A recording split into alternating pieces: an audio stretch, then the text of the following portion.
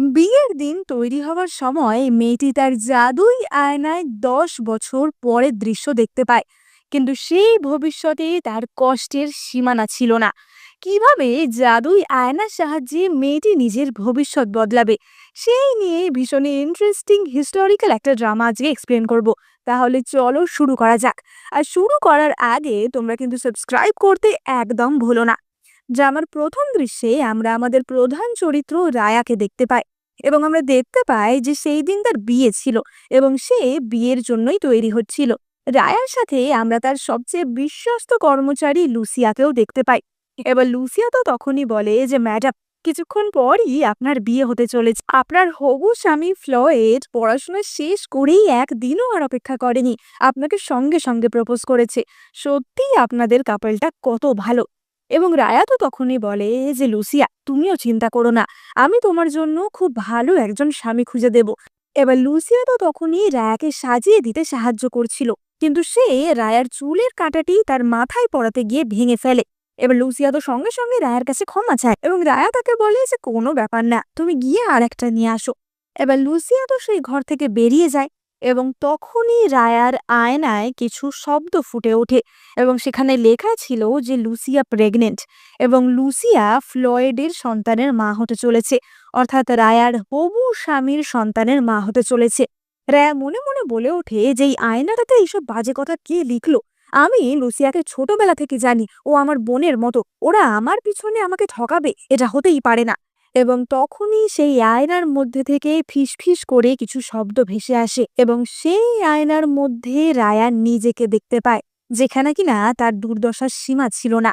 সেই আয়নায় রায়া দেখতে পায় যে আগামী 10 বছরে তার সাথে কি হবে, কিভাবে লুসিয়া তার স্বামীকে বিয়ে করবে, এবং কিভাবে রায়ের ওপর অত্যাচার করা হবে। এবার এই দৃশ্য দেখে রায়ার তো মাথা খারাপ হয়ে যায়, এবং সে রাগে দুঃখে টেবিলের ওপর যা ছিল সব কিছু একদম ধাক্কা মেরে ফেলে দেয়। এবং তখনই সেখানে লুসিয়া চলে আসে।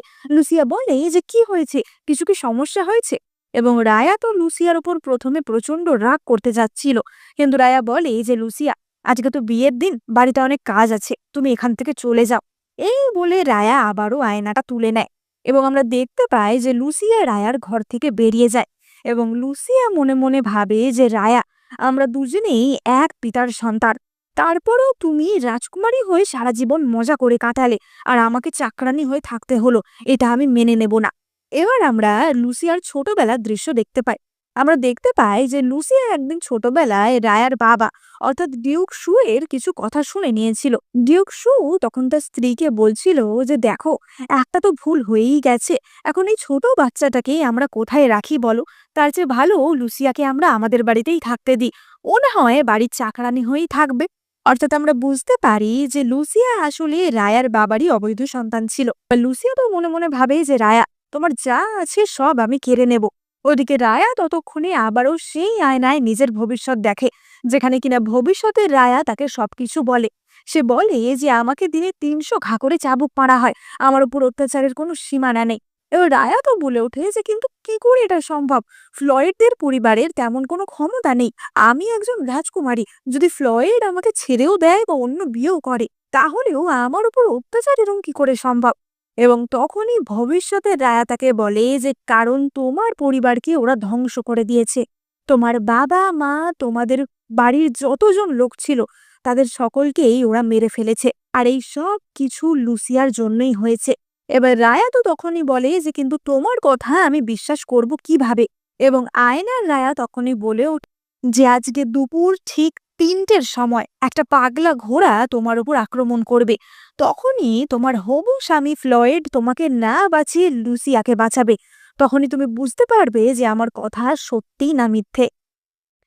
এবার বিয়ের সময় তো হয়ে যায়, এবং আমরা দেখতে পাই যে বরযাত্রী নিয়ে ফ্লয়েড সেখানে চলে আসে, এবং সে তো সাথে বিবাহের জন্য অনেক উপহারও এনেছিল। ফ্লয়েড বলে যে আমি আজকে বিয়ের জন্য রায়ার হাত চাইতে এসেছি।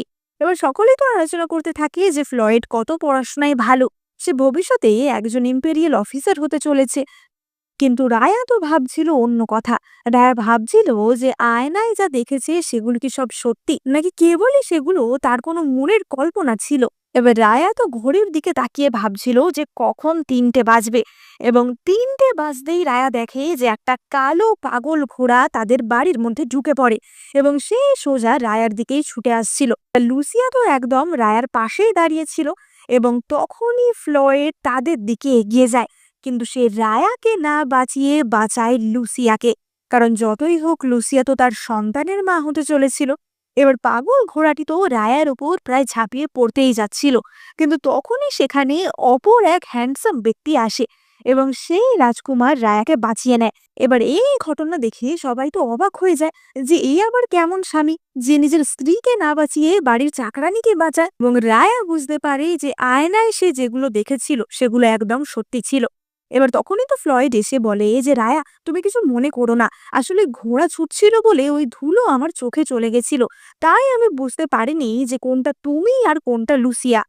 এবার রায়া তো তখনই বলে যে মা, আমার কর্মচারী আমাকে প্রোটেক্ট করার জন্য কিছুই করলো না, আমাদের বাড়ির নিয়ম অনুযায়ী তার শাস্তি কি? এবার তখনই তো দুজন সৈন্য এসে লুসিয়াকে ধরে নেয়, কিন্তু তখনই ফ্লয়েড বলে ওঠে যে রায়া, এটার দোষ আসলে আমারই ছিল, তার জন্য তুমি তোমার বাড়ির কর্মচারীকে দোষ দিও না। এবং রায়া তখনই বলে যে তাহলে ফ্লয়েড, তুমি বিয়ের জন্য যে উপহারগুলো এনেছো সেগুলো নিয়ে বাড়ি চলে যাও। ফ্লয়েড তো বলে ওঠে যে মানে, তার মানে কি তুমি বিয়ে ভেঙে দিতে চাইছো? এবং রায়া বলে যে হ্যাঁ। এবার রায়ের মাও তো তখন রায়াকে সাপোর্ট করে যে হ্যাঁ, রায়া যদি মনে করে যে ও তোমার সাথে বিয়ে করবে না, তুমি জোর করার কে? এমনিও স্টেটাসের দিক থেকে আমরা অনেক উঁচুতে, রায়া একজন রাজকুমারী, তাই চাইলে ও বিয়ে ভাঙতেই পারে। এবং ফ্লয়েডের সাথে বিয়ে ভেঙে দিয়ে রায়া তো তার ঘরে চলে যায়। এবার রায়া তো ঘরে গিয়ে তার জাদুই আয়নাকে আবারও প্রশ্ন করে যে ফ্লয়েডের সাথে আমি বিয়ে ভেঙে দিয়েছি, তাহলে কি এবার আমার ভবিষ্যৎ বদলেছে? কিন্তু আয়নায় সে আবারও নিজেকে ওই অত্যাচারিত রূপেই দেখতে পায়। এবং ভবিষ্যতে রায়া তাকে বলে যে না, ফ্লয়েড লুসিয়াকে বিয়ে করার পরে রাজকুমারের ফায়দা উঠিয়েছে, এবং 7 বছর পর সে নিজে এই রাজ্যের মিনিস্টার হয়েছে। তারপর তোমার পরিবারকে রাজদ্রোহের দোষে খতম করেছে, তোমাকে অত্যাচার করেছে। এবং রায়া তো তখনই আয়নায় ভবিষ্যতের কিছু দৃশ্য দেখতে পায়, এবং সে দেখতে পায় যে কিভাবে তার বাড়ির ওপর আক্রমণ করে তার বাবা মাকে মেরে ফেলা হয়েছিল। এবং এই দৃশ্য দেখে রায়ার চোখ থেকে তো জল বেরিয়ে আসে যে যে করে হোক তাকে এই ভবিষ্যৎটা বদলাতে হবে। আয়নায় থাকা ভবিষ্যতের রায়া বলে ওঠে যে তুমি যদি ভবিষ্যৎ বদলাতে চাও, তাহলে তোমাকে সবার আগে এই ফ্লয়েড আর লুসিয়াকে খতম করতে হবে। ওদের খতম করলে তবেই তোমার ভবিষ্যৎ বদলাবে। এবার তখনই সেখানে লুসিয়া চলে আসে, এবং আমরা লুসিয়ার মুখে মারের দাগও দেখতে পাই। রায়া বলে যে তোমার মুখের অবস্থা এমন হলো কি করে? এবং শয়তানি লুসিয়া তো বলে ওঠে যে আমি নিজেই নিজেকে শাস্তি দিয়েছি, আসলে আমার জন্যই আজকে আপনার বিয়ের দিনটা নষ্ট হলো। কিন্তু রাজকুমারী, আপনি দয়া করে বিয়েটা ভাঙবেন না। যতই হোক ফ্লয়েড আর আপনি ছোটবেলা থেকে একে অপরকে পছন্দ করেন। আসলে লুসিয়া চাইছিল যাতে রায়া আর ফ্লয়েডের বিয়েটা হয়, কারণ তাহলেই তো সে রায়ার সাথে ফ্লয়েডদের বাড়িতে যেতে পারবে, এবং ফ্লয়েডের সাথে তার যে অবৈধ সম্পর্ক সেটা চালিয়ে যেতে পারবে, এবং তার যে প্ল্যান ছিল সেটা সে কার্যকরী করতে পারবে। লুসিয়া তো বলতে থাকে যে ফ্লয়েডের জন্য অনেক সুন্দরী সুন্দরী মেয়েরা অপেক্ষা করছে, আপনি যদি বিয়ে ভেঙে দেন তাহলে কিন্তু আপনারই ক্ষতি হবে। এবং রায়া তখনই বলে যে ও তাই, তা ফ্লয়েডকে সবাই এত পছন্দ করে, তুমিও কি ফ্লয়েডকে পছন্দ করো? তাহলে বলতে পারো, আমি তোমার সাথেই না হয় ফ্লয়েডের বিয়ে দিয়ে দেব। এবং লুসিয়া তো বলে ওঠে যে না না, সে কথা আমি স্বপ্নেও ভাবতে পারি না। এবং রায়া তখনই লুসিয়ার মাথা থেকে একটা চুলের কাঁটা খুলে নেয়। রায়া বলে যে আমাকে তো এইরকম দেখতে একটা চুলের কাঁটাই ফ্লয়েড উপহার দিয়েছিল, তা ওকে এই একই কাঁটা তোমাকেও দিয়েছে নাকি? এবং লুসিয়া তখনই কথা ঘুরিয়ে বলে যে না না, এটা আমি অন্য জায়গা থেকে কিনেছি, ইত্যাদি ইত্যাদি। এবং রায়া তো তখনই বলে যে ঠিক আছে, তাহলে আমি বাবাকে বলে দেখছি যে তোমার সাথে আমি অন্য কোনো সুযোগ্য পাত্রের বিয়ে দিতে পারি কিনা, কারণ তোমারও তো বিয়ের বয়স হয়েছে। রায় মনে মনে চাইছিল যে লুসিয়াকে এই বাড়ি থেকে যত তাড়াতাড়ি দূর করে দেওয়া যায় ততই ভালো। তো লুসিয়াও তো কিছু কম ছিল না। এবার আমরা পরের দিনের দৃশ্য দেখতে পাই, এবং সেখানে আমরা রায়ার বাবা ডিউক শুকে দেখতে পাই। এবার ডিউক শু তো প্রচন্ড চেঁচামেচি করছিল যে এটা কি হচ্ছে। সারা শহরে রায়াকে নিয়ে নানা রকমের রিউমার ছড়িয়ে গেছে যে রায়ার সাথে নাকি ফ্লয়েডের সম্পর্ক রয়েছে, এবং রায়া নাকি তার সন্তান নিয়ে প্রেগনেন্ট। এরপরও যদি তোমার বিয়ে না হয় তাহলে কি অন্য কেউ বিয়ে করবে? এবং তখনই সেখানে ফ্লয়েড চলে আসে, এবং ফ্লয়েড তো এবারে একেবারে বিয়ের পোশাক পরে এসেছিল। ফ্লয়েড বলে যে রায়া, আমি জানি আগের দিন যেটা হয়েছে সেটা খুব বাজে হয়েছে, কিন্তু আমি আবারও এসেছি তোমাকে বিয়ের জন্য প্রপোজ করতে। সে একটি চুলের কাঁটা দেখিয়ে বলে যে, রায়া, তুমি আমাকে এই চুলের কাঁটাটা দিয়েই কথা দিয়েছিলে যে আমাকে তুমি বিয়ে করবে। সেই কথা এখন তুমি ফেরাতে পারো না। এবার রায়া তো কাঁটাটা হাতে নিয়ে বলে যে, ও তাই নাকি? এই কাঁটাটা তো আমি অনেকদিন ধরে খুঁজে পাচ্ছিলাম না। এটা মহারাজের তরফ থেকে আমাকে দেয়া একটা উপহার ছিল। জিনিসটা কি তুমি চুরি করেছো নাকি তোমাকে এটা অন্য কেউ চুরি করে এনে দিয়েছে? মনে রাখবে, মহারাজের জিনিস নিয়ে তুমি যদি ছেলে খেলা করার চেষ্টা করো তাহলে কিন্তু তার ফল ভালো হবে না। তুমি সত্যি করে বলো যে এটা তোমাকে কে দিয়েছে। এবার ফ্লয়েড তো প্রচন্ড ভয় পেয়ে যায় এবং বলে যে বাজে কথা বলা বন্ধ করো। তোমার মেয়েটি আমাকে এটা দিয়েছে। ও আমাকে বলেছে যে তুমি নাকি এটা আমার কাছে পাঠিয়েছো। এবার তখনই তো রায়া তার সেই কর্মচারীটিকে বলে যে সত্যি করে বলো যে তোমাকে এটা কে করতে বলেছে। তোমাকে কি কেউ টাকা দিয়েছে এটা করার জন্য? এবং ভয় পেয়ে সেই কর্মচারীটি তো সব সত্যি কথা স্বীকার করে যে এই কাজটা তাকে লুসিয়া করতে বলেছে এবং লুসিয়া তাকে এই কাজটা করার জন্য টাকাও দিয়েছিল। এবার লুসিয়া তো তখনই বলে ওঠে যে, রাজকুমারী, আসলে গতকাল তো আমার জন্যই এরকম একটা ঘটনা ঘটলো। তাই আমি চেয়েছিলাম যাতে আপনার ভালো হয় এবং তাই জন্যই আমি এই কাজটা করেছি। আমাকে ক্ষমা করবেন। এবং সে রায়ার বাবার কাছেও ক্ষমা চাইতে থাকে। রায়ার বাবা বলে যে ঠিক আছে, ও যেহেতু খারাপ যে কাজটা করেনি তাই ওকে এবারের মতো ক্ষমা করে দেওয়া যেতেই পারে। মানে রায়ার বাবার লুসিয়ার প্রতি একটা হালকা দুর্বলতা ছিল। এবার রায়া তো তখনই বলে ওঠে যে কিন্তু লুসিয়া একজন কর্মচারী। ওর এত সাহস হয় কি করে যে ও এত বড় একটা কাজ করবে? ওর শাস্তি পাওয়া দরকার। এবং সে তখনই তার লোকদের বলে সেখান থেকে লুসিয়াকে নিয়ে যেতে। কিন্তু ফ্লয়েড তাতে বাধা দিয়ে বলে ওঠে যে, রাজকুমারী, আপনি লুসিয়াকে কিছু করবেন না। রায়া বলে যে লুসিয়া আমার আন্ডারে কাজ করে এমন একজন কর্মচারী। আমি কি করবো না করবো সেটা তো আমার সিদ্ধান্ত। এবং তখনই ফ্লয়েড বলে ওঠে যে আমি লুসিয়াকে বিয়ে করতে চাই। এবং রায়া এই কথাটাই ফ্লয়েডের মুখ থেকে বার করার চেষ্টা করছিল। তাই জন্যই সে লুসিয়ার উপর অত্যাচার করার টোপটা দিয়েছিল। এবার রায়া তো বলে ওঠে যে, সে কি ফ্লয়েড, এখনই তো তুমি আমাকে বিয়ে করার জন্য এত উতলা হয়ে পড়ছিলে, এখন আবার লুসিয়ার কথা বলছো? আর কি যেন বললে, তুমি ওর বাচ্চার বাবা? তার মানে তোমরা আমার পিছনে এতদিন একটা অবৈধ সম্পর্কে জড়িত ছিলে। এবং ফ্লয়েড আর লুসিয়ার যে এতদিনের সম্পর্ক ছিল সেটা তো সবার সামনে ফাঁস হয়ে যায়।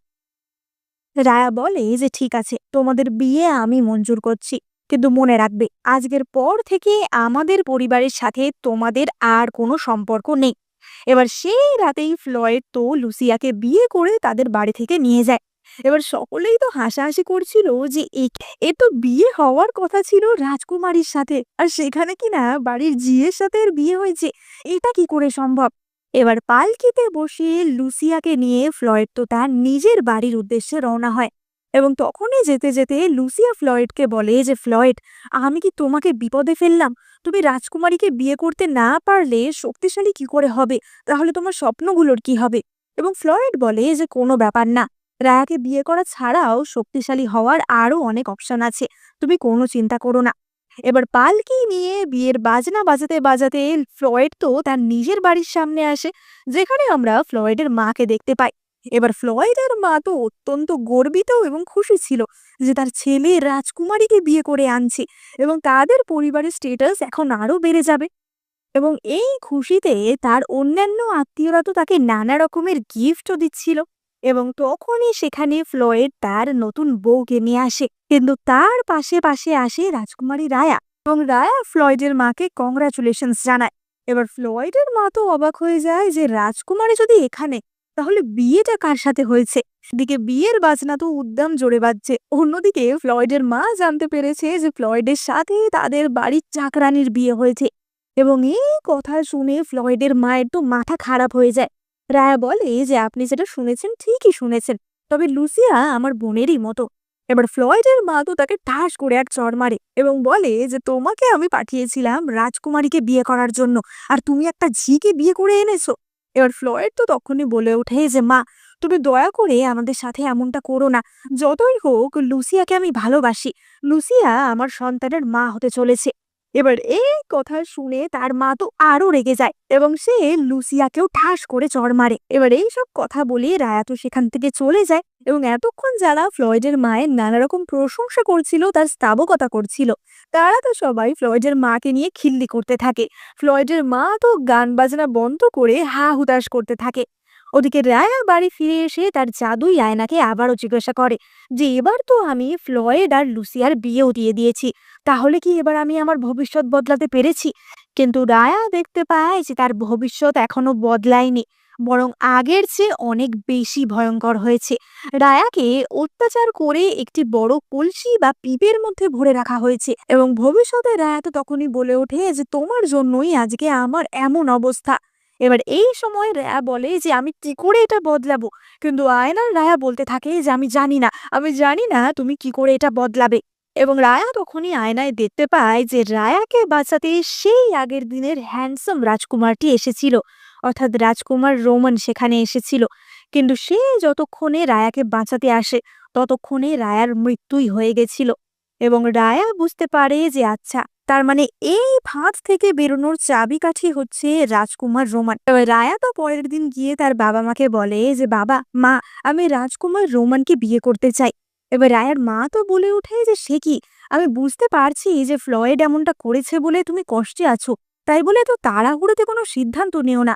সবাই জানে যে রাজকুমার রোমান কতটা ক্রূর। রায়ের বাবা তো বলে ওঠে যে সেটাই তো, তাকে যুদ্ধের সম্রাট বলা হয়, সে সবসময় যুদ্ধ করে একজন অত্যন্ত নির্দয় ব্যক্তি, তুমি তাকে বিয়ে করতে চাও কেন? রায়া তো তখনই বলে ওঠে যে না, তোমাদেরকে আমার কথা শুনতেই হবে। যেই দিনকে ওই কালো ঘোড়াটা আমায় অ্যাটাক করেছিল সেই দিনকে রাজকুমারী আমাকে বাঁচিয়েছিল।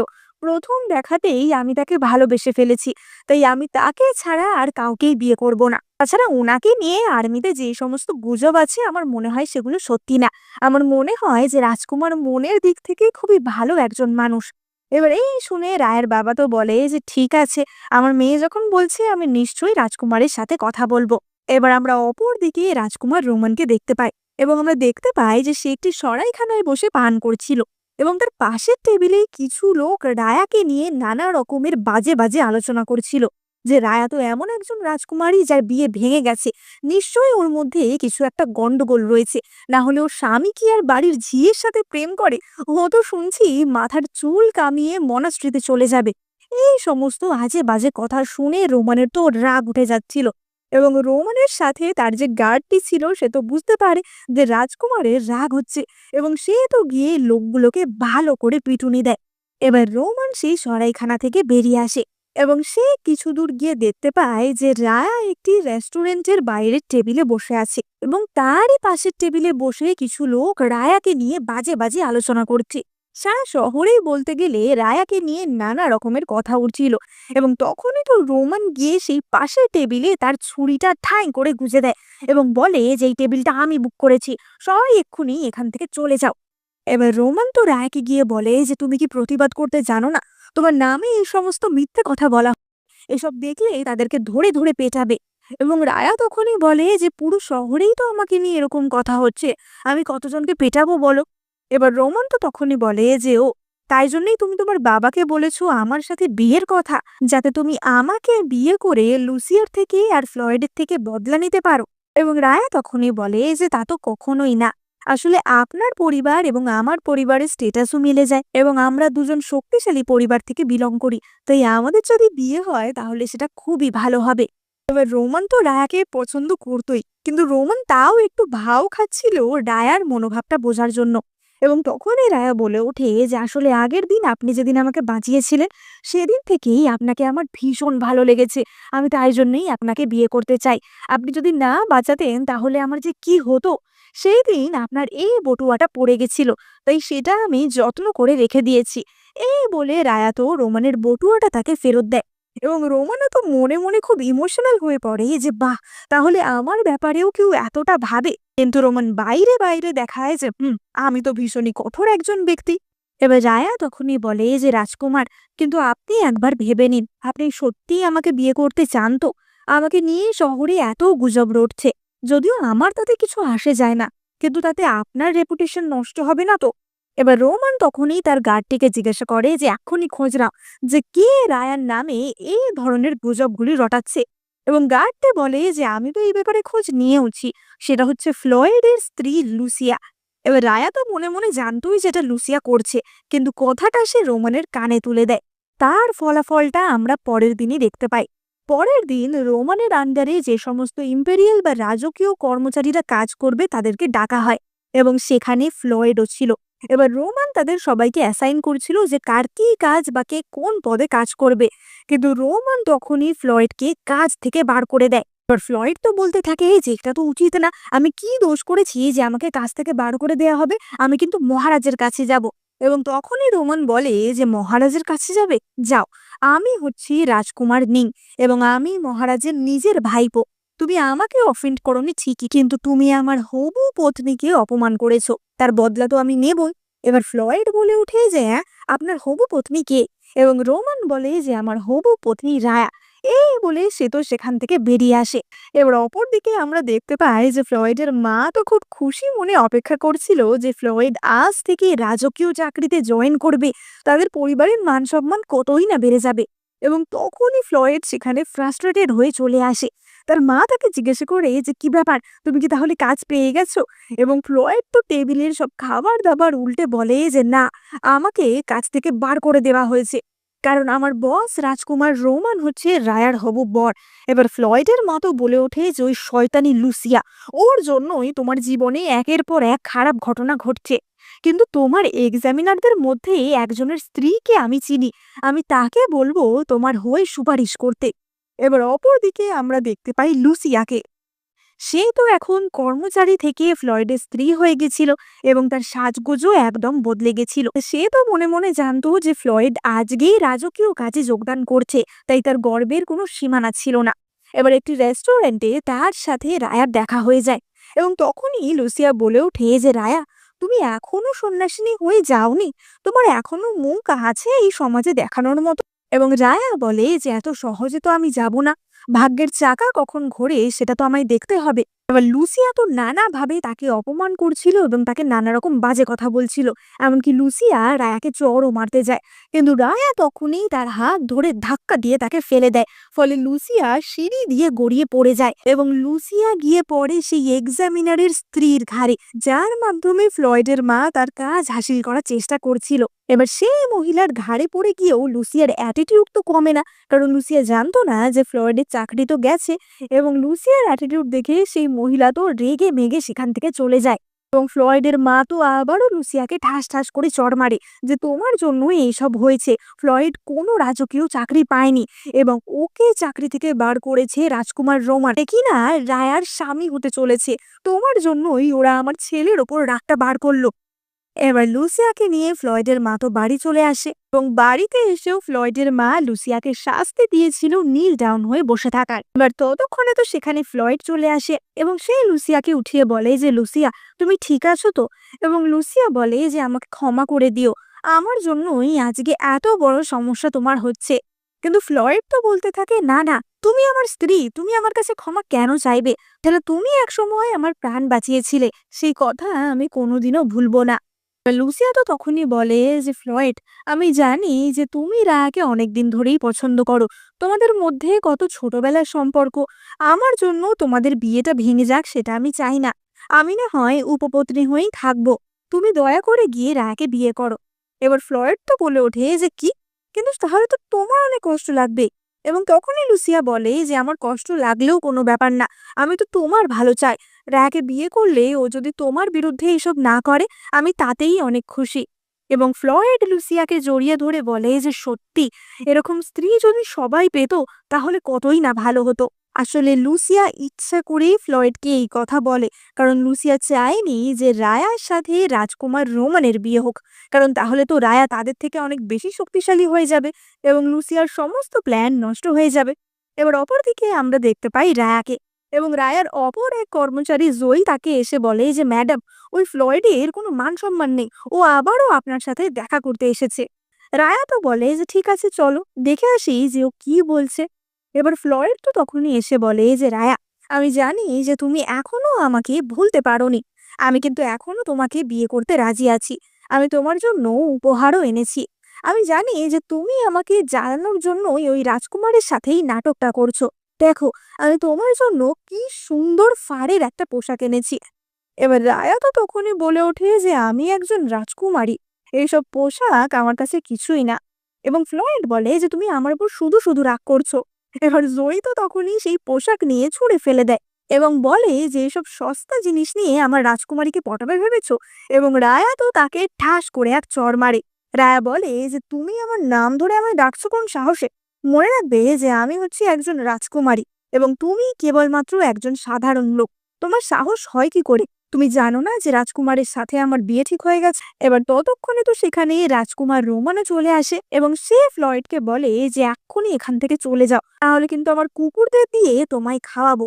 এবার ফ্লয়েড তো বলে ওঠে যে তোমাকে রায়া ভালোবাসে না, আমাকে বাসে। আমাকে রাগানোর জন্য তোমার সাথে বিয়ের নাটক করছে। কিন্তু রায়া তখনই রাজকুমার রোমানের হাত জড়িয়ে ধরে এবং বলে যে রাজকুমার রোমানই কেবলমাত্র আমার মনে রয়েছে। আমি কেবলমাত্র তাকেই ভালোবাসি আর তাকেই বিয়ে করব। রোমান তো বলে ওঠে যে হ্যাঁ, 3 দিন পর আমাদের এঙ্গেজমেন্ট আছে, তুমিও কিন্তু সেই দিন আসতে ভুলো না। এবং এই বলে তারা তো সেখান থেকে চলে যায় এবং ফ্লয়েড তো প্রচন্ড ফ্রাস্ট্রেটেড হয়ে যায় যে রায়া কি সত্যি রাজকুমারকে বিয়ে করে নেবে। এবার অপরদিকে আমরা রোমানকে দেখতে পাই যে তো রায়ার সাথে বিয়ে করার কথা ভেবে খুব খুশি ছিল এবং সে রায়াকে উপহার দেওয়ার জন্য নানা রকম জিনিসপত্রও কিনছিল। ওদিকে ফ্লয়েড বাড়িতে গিয়ে খবর দেয় যে রায়ার সত্যিই 3 দিন পর রাজকুমারের সাথে এঙ্গেজমেন্ট এবং ফ্লয়েডের মা তো চেঁচাতে থাকে যে এই শয়তানি লুসিয়ার জন্যই তোমার ভবিষ্যৎ খারাপ হয়ে গেল, তোমার ফিউচার এই মেয়েটাই বরবাদ করে দিল। এবং এই বলে সে তো লুসিয়াকে ঠাস করে চড় মারে। তার মা বলে যে এখন রায়ার বিয়ে রাজকুমারের সাথে হয়ে যাচ্ছে, এখন আমার ছেলে রাজকুমারীকে বিয়েও করতে পারলো না আর সে মহারাজের দরবারে জায়গাও করতে পারলো না। এবং তখনই লুসিয়া মনে মনে ভাবে যে ওদের দুজনের বিয়ে আমি কিছুতেই হতে দেব না। অপরদিকে আমরা রায়াকে দেখতে পাই, সে আবারও তার সেই জাদুই আয়নার সামনে যায় এবং সে তার আয়নাকে জিজ্ঞাসা করে যে আয়না, এবার আমি আমার বিয়ে রাজকুমার রোমানের সাথে ঠিক করে ফেলেছি এবং ফ্লয়েডকেও আমার জীবন থেকে দূরে সরিয়ে দিয়েছি। এবার আশা করি আমার ভবিষ্যৎ আমি বদলাতে পেরেছি।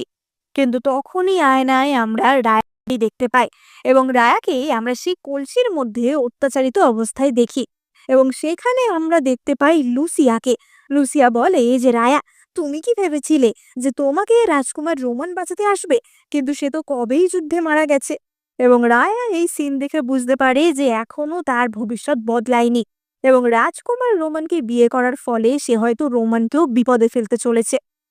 এবার 3 দিন পর রায়া তো তার এঙ্গেজমেন্টের জন্য রেডি হচ্ছিল এবং তখনই তার বাড়ির বাইরে থেকে কান্নাকাটির খুব আওয়াজ শোনা যায় এবং রায়া দেখে যে সেখানে তার সাথে লুসিয়া দেখা করতে এসেছে। এবার রায়া তো ভেবে পায় না যে লুসিয়া তার সাথে কেন দেখা করতে এসছে। লুসিয়া রায়াকে বলে যে রাজকুমারী, আপনি আমাকে ক্ষমা করে দিন, আমি আপনার সাথে বিশ্বাসঘাতকতা করেছি। কিন্তু যবে থেকে আমি ফ্লয়েডদের বাড়িতে গেছি আমাকে প্রচন্ড অত্যাচার করা হয় এবং সে তার গায়ে হাত পায়ে অনেক অত্যাচারের চিহ্নও দেখায়। লুসিয়া বলে যে রাজকুমারী, আপনি আমাকে কর্মচারী হিসেবে ফিরিয়ে নিন, আমি আপনার প্রতি সবসময় লয়াল থাকব। এবার রায়া তো তখনই বলে যে তোমাকে আমি ছোটবেলা থেকে একসাথে রেখেছি, নিজের বান্ধবীর মতো বলা যায়, নিজের বোনের জায়গা দিয়েছি, কিন্তু তারপরেও তুমি আমার পিছনে গিয়ে আমার হবু স্বামীর সাথে পরকীয়া করেছো। তখন তোমার মনে হয়নি প্রত্যেকটা কাজেরই একটা ফলাফল থাকে, সুতরাং কখনোই তোমাকে আমি আর অ্যাকসেপ্ট করতে পারবো না। কিন্তু যেহেতু তুমি বিপদে আছো তাই তোমাকে আমি কিছু টাকা দিয়ে সাহায্য করতে পারি। এই বলে রায়া তো তাকে কিছু টাকা দিয়ে তার বাড়ি থেকে তাড়িয়ে দেয়। কিন্তু বাড়ি থেকে বেরিয়ে আমরা লুসিয়ার অন্য রূপ দেখতে পাই। লুসিয়ার সাথে আমরা রাজকুমার রোমানের বাড়ির একজন কর্মচারীকে দেখতে পাই। লুসিয়াকে কর্মচারীটি বলে যে ম্যাডাম, আপনি যেভাবে যা যা বলেছিলেন সব তৈরি হয়ে গেছে। আমি শহর থেকে সবচেয়ে দুশ্চরিত্র নোংরা 3জন লোককে ধরে এনেছি। এবার আমাদের প্ল্যান মতো চললেই আমরা রায়াকে ফাঁসাতে পারবো। এবং রায়া লুসিয়াকে যে টাকাটা দিয়েছিল সেটা সে ওই কর্মচারীকে দিয়ে দেয়। লুসিয়া মনে মনে ভাবে এই যে রায়া, আজকের এটা তো শুধুমাত্র আমার একটা অভিনয় ছিল, যাতে তুমি বেশি সতর্ক না থাকো, যাতে তুমি আমাকে সন্দেহ না করো, কিন্তু আসল খেলা তো এইবার শুরু হবে। তো রায়া তো রাজকুমার রোমানের বাড়িতে চলে গেছিল, এই তার কক্ষে বসেছিল অনুষ্ঠান শুরু হওয়ার আগে।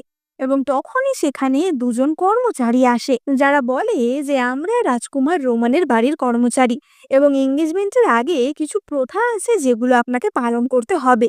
কিন্তু এরা 2জন আসলে ছিল লুসিয়া এবং রাজকুমারের বাড়ির সেই অপর কর্মচারীটা, যার সাথে কিনা লুসিয়া মিলিত হয়ে চক্রান্তগুলো করেছিল।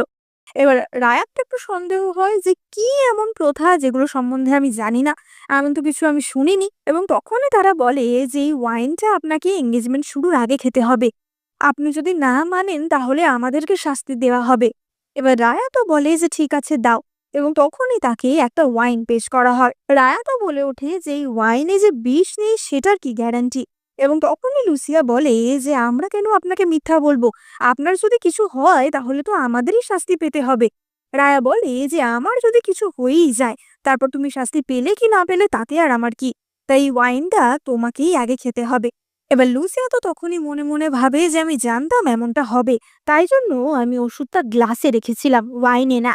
আর বিষ যে গ্লাসটাতে রয়েছে সেটা আমি লাল রঙের লিপস্টিক দিয়ে একটু মার্কও করে রেখেছি, তাই সেটা আমি খাবো না। এবার তখনই রায়া বলে ওঠে যে শোনো, একটা গ্লাস এখানে মার্ক করাই আছে, ওটা আমার গ্লাস, তুমি অন্যটা খাও। এবং লুসিয়া তো খুশি মনে সেখান থেকে ওয়াইনটা খেয়ে নেয়, ফলে তার তো কিছুই হয় না। এবং তারপর রায়া ওই মার্কিং করা গ্লাসটা নিয়ে খেয়ে নেয়, এবং সঙ্গে সঙ্গে রায়ার শরীর খারাপ হতে শুরু করে। এবং তখনই তো লুসিয়া তার মাস্ক খুলে ফেলে। সে বলে যে সত্যি রায়া, তুমি কি বোকা, কিন্তু তোমাকে আজকে ভীষণ সুন্দরী লাগছে। আমার মনে আছে প্রথম যেদিন তুমি এই ড্রেসটা পরেছিলে, সেদিনও তোমার বিয়ের দিন ছিল, কিন্তু তার বিয়ে তো আমার সাথে হয়। আর আজকে আবারও তুমি এই ড্রেসটা পরেছো, কিন্তু আজকেও তোমার এঙ্গেজমেন্ট হবে না। একটু পর তোমার সাথে কি হবে সেটা তো তুমি দেখতেই পারবে। কিন্তু তখনই সেখানে রাজকুমার রোমান এবং তার গার্ডটি চলে আসে। গার্ডটি তো প্রথমেই অপর কর্মচারীটির ঘাড়ে রদ্দা মেরে তাকে অজ্ঞান করে দেয়, এবং রাজকুমার রোমান সেখান থেকে রায়াকে উদ্ধার করে নিয়ে যায়। রোমানের গার্ড বাকি ড্রাগটা ওই ড্রিঙ্কের মধ্যে মিশিয়ে দেয়, এবং সেটা জোর করে লুসিয়াকেই খাইয়ে দেয়। এবং সে অন্য কর্মচারীটিকে সেখান থেকে বার করে নিয়ে যায়, কারণ সে তো রাজকুমার রোমানের বাড়ির কর্মচারী ছিল। এবং লুসিয়া যে তিনজন অসভ্য লোককে হায়ার করেছিল রায়ার সম্মানহানি করার জন্য, সেই অসভ্য লোকগুলিকে লুসিয়ার ঘরেই ঢুকিয়ে দেওয়া হয়। এবার রোমানের গার্ডটি তো সেই কর্মচারীটিকে অজ্ঞান অবস্থা থেকে ওঠায়, এবং বলে যে এক্ষুনি গিয়ে সবার সামনে বলো যে রায়ার ঘরে বেশ কিছু লোক ঢুকেছে, এবং তার জন্য তোমাকে পয়সাও দেওয়া হবে। এবং সে কর্মচারীটিকে কিছু পয়সা দেয়।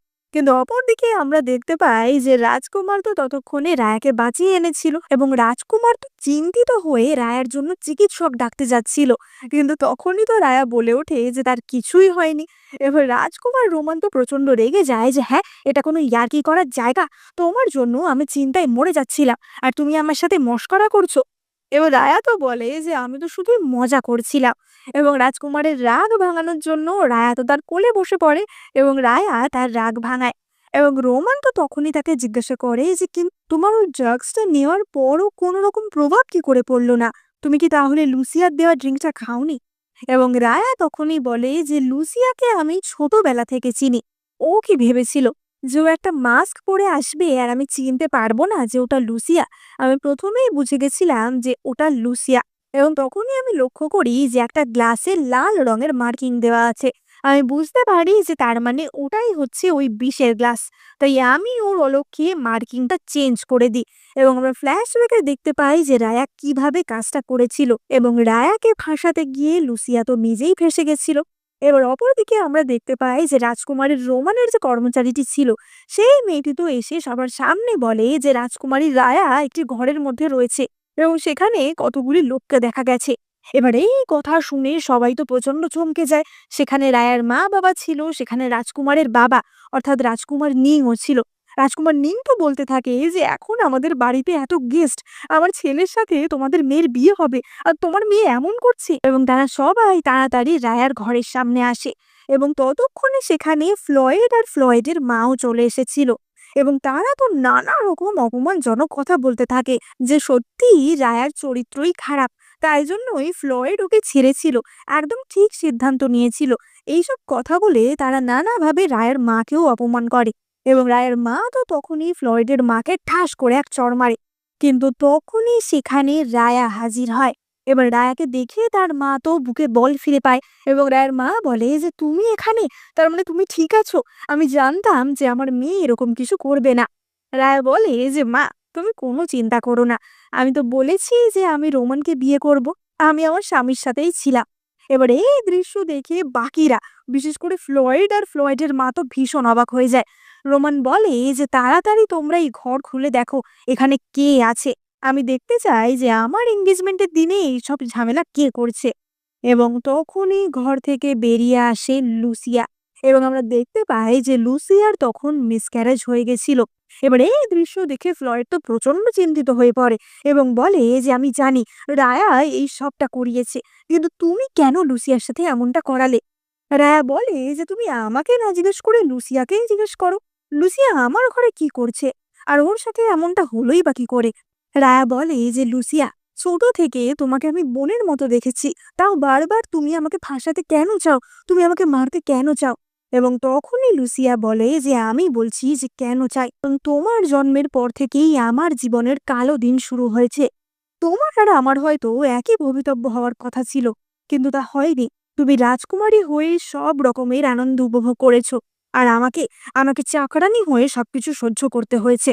আমি তোমাকে ধ্বংস করে দেব, যেগুলো আমার সেই সব কিছু আমি ফিরিয়ে নেব। রায়া বলে ওঠে যে মানে মানে তুমি এত দিন ধরে নিজের মনে আমার জন্য ঘৃণা পুষে রেখেছিলে, আর তুমি আমার সাথে ভালো হওয়ার নাটক করেছিলে। আর তখনই তো রাজকুমার রোমানের যে কর্মচারীটি ছিল, অর্থাৎ যার সাথে লুসিয়া স্যাবোটাজ করেছিল, সেই কর্মচারীটিও সাক্ষী দেয় যে লুসিয়া তার সাথে মিলিত হয়ে সব কাজটা করেছে। এবং রাজকুমার তো প্রচন্ড রেগে যায়। সে তার তলোয়ার ফ্লয়েড এবং লুসিয়ার দিকে ধরে বলে যে তোমরা কি মরতে চাও নাকি? এবার লুসিয়া তো বলতে যাচ্ছিল যে রায়া আমাকে ফাঁসিয়েছে, কিন্তু ফ্লয়েড তাকে থামিয়ে দেয়। ফ্লয়েড বলে যে আমি জানি আমার স্ত্রীর সাথে যেটা হয়েছে সেটা অত্যন্ত অন্যায় হয়েছে, আমি মহারাজের কাছে গিয়ে এই বিষয়ে নালিশ করব। এবং রায়া তো তখনই বলে যে মহারাজের কাছে গিয়ে তোমরা নালিশ করবে? মহারাজের কাছে তো তোমাদের বিরুদ্ধে নালিশ করার কথা। এবং রায়ের বাবা মন্ত্রী সুও তখনও বলে ওঠেন যে হ্যাঁ, ঠিকই তো, কালকেই আমি মহারাজের কাছে এই বিষয়ে বিচার চাইব। এবার এই কথা শুনে ফ্লয়েডের বাড়ির লোকেরা তো ভয় পেয়ে যায় এবং তারা সঙ্গে সঙ্গে সবার কাছে ক্ষমা শুরু করে। এবং তখনই লুসিয়া মন্ত্রী সুকে বলে যে সত্যিই কি আমি এটা ডিজার্ভ করি? তুমি কি সত্যিই আমাকে মৃত্যুর দিকে ঠেলে দিতে পারো? এবং মন্ত্রী সু তো বলে ওঠে যে তোমাকে আমি ছোট থেকে মানুষ করলাম, তোমাকে আমার মেয়ের সাথে বড় করলাম, তুমি বারবার আমার মেয়ের বিশেষ দিনগুলো নষ্ট করে দিচ্ছ, আর এটা নেওয়া যেতে পারে না। সুতরাং এবার মহারাজের কাছে নালিশ যাবেই। এবার এই ঘটনার পর রায়া তো বাড়িতে ফিরে আসে এবং তার মাথার মধ্যে তো বারবার ওই জাদুই আয়নার দৃশ্যগুলোই ভেসে উঠছিল। রায়া ভাবে যে এবারে কি দৃশ্যগুলো বদলাবে, এবারে কি আমি ভবিষ্যৎ বদলাতে পেরেছি? এবং সে তখনই আয়নায় আবারও কিছু দৃশ্য দেখতে পায়। সে দেখে যে রোমান একটি যুদ্ধক্ষেত্রে গেছে এবং সেখানে তার পিঠে 4টে তীর, তার বুকে একটা তীর, এরকম ক্ষতবিক্ষত অবস্থায় সে লড়াই করছে এবং লড়াই করতে করতে সে ওখানেই মারা যাচ্ছে। অপরদিকে রায়া এবং তার পুরো পরিবারকে, অর্থাৎ তার বাবা মা এবং সবাইকে বন্দি করা হয়েছে এবং রাজদ্রোহের দায় সবাইকেই গ্রেপ্তার করে তাদের মুন্ডচ্ছেদ করা হয়েছে। এবার এই দৃশ্য দেখে রায়া তো প্রচন্ড চমকে যায়। রায়া বলে যে এটা কি করে সম্ভব, কি করে লুসিয়া বারবার আমার এরকম পরিণতি করছে, বারবার এত চেষ্টা করেও আমি আমার ভাগ্য বদলাতে পারছি না। নিশ্চয়ই আমার কিছু একটা ভুল হচ্ছে, কিন্তু কি ভুল হচ্ছে? লুসিয়া তখন বাবাকে অমন করে কথাটা কেন বলল? আমার বাবার জন্যই ওর সমস্ত ভবিষ্যৎ নষ্ট হয়েছে, কিন্তু কেন? আমার বাবার সাথে ওর কি সম্পর্ক? আমাকে আগে লুসিয়ার ব্যাপারে সত্যিটা জানতে হবে, একমাত্র তাহলেই আমি ভবিষ্যৎটা বদলাতে পারবো। এবার অপরদিকে আমরা লুসিয়া, ফ্লয়েড এবং ফ্লয়েডের মাকে দেখতে পাই। তাদের তো দণ্ড হিসাবে এই শহর থেকে বার করে দেওয়া হয়েছিল এবং তাদের নির্বাসিত করে দেওয়া হয়েছিল, তাই তারা রাজধানী থেকে অনেক দূরে চলে যাচ্ছিল। এবার ফ্লয়েডের মা তো লুসিয়ার ওপর প্রচন্ড রেগেছিল এবং তাকে রীতিমতো মারধর করছিল যে তোমার জন্যই এমনটা হয়েছে ইত্যাদি ইত্যাদি। এবং লুসিয়া তখনই বলে যে কোনো চিন্তা করবেন না, আমার কাছে এখনো উপায় জানা আছে যে কিভাবে রায়াকে আমি শাস্তি দেব। এখানে কাছেই একটা টেম্পল আছে না, আমি জানি যে ওয়ে প্রদেশের রাজকুমারী হেলিয়ন সেখানেই আসবে। রায়ার জীবন আমি নষ্ট করেই ছাড়বো। মানে আমরা বুঝতে পারি যে এত কিছুর পরও লুসিয়া কিন্তু হার মানেনি। এবার রায়া তো তার আয়নায় রাজকুমার রোমানের এরকম অবস্থা দেখে প্রচন্ড চিন্তিত হয়ে পড়ে এবং সে ছুটতে ছুটতে রাজকুমার রোমানের কাছে আসে এবং তাকে জড়িয়ে ধরে। রোমান তো তাকে বলে যে কি হয়েছে, তোমার চোখ এমন লাল কেন? কেউ কি তোমার সাথে কোনো দুষ্টুমি করেছে? তাহলে আমাকে বলো, আমি তাকে শাস্তি দেব। কিন্তু তখনই সেখানে অপর একজন সৈন্য আসে।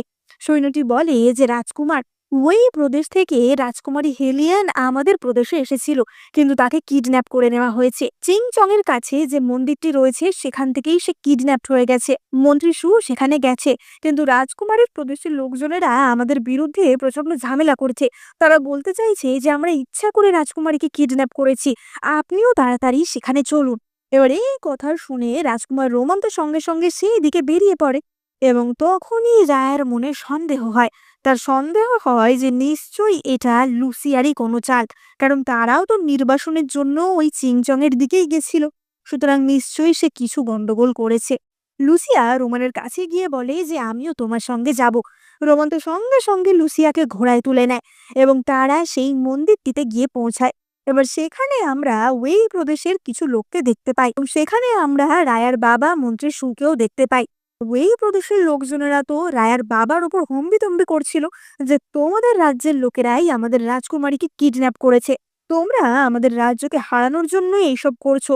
তোমরা যদি আমাদের রাজকুমারী ফিরিয়ে না দাও তাহলে কিন্তু আমরা তোমাদের প্রদেশের ওপর অ্যাটাক করব।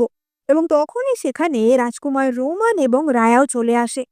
এবার মন্ত্রী সু তো তখনই বলে যে আপনারা তো চিন্তা করবেন না, আমি যতদূর জানি রাজকুমারী হেলিয়ন ছোটবেলা থেকেই মার্শাল আর্টস শিখেছে, সুতরাং কিডন্যাপাররা নিশ্চয়ই তার কোনো ক্ষতি করতে পারবে না।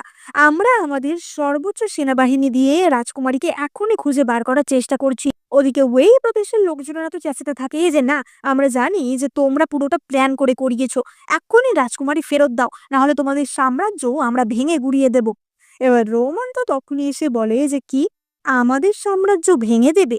এবং ওই প্রদেশের লোকটি তো বলে ওঠে যে ও, তুমি রাজকুমার রোমান তাই না? তোমাকে তো যুদ্ধের রাজা বলা হয়, সে তুমি যতই শক্তিশালী হও না কেন, আমি তোমাদেরকে ছাড়বো না। এবার তখনই সেখানে হাজির হয় রাজকুমারী হেলিয়ান, অর্থাৎ যে কিনা কিডন্যাপ হয়ে গেছিল, এবং তার সাথে হাজির হয় লুসিয়া।